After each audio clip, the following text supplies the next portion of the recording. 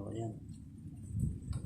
Para makapaglagay tayo ng ng cellphone holder para sa ating side mirror, maglagay tayo ng nut adapter na may size ay 9mm. Pareho lang din doon sa ating side mirror.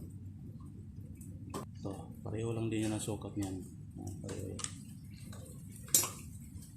Ayan, i-install na natin yan.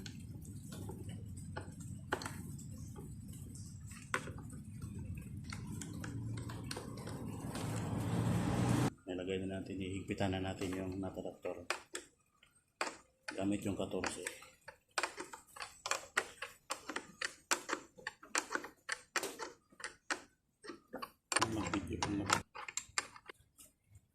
Next, yung ating cellphone holder or camera holder. Bago natin lagay, ganyan. Ayan. Ayan.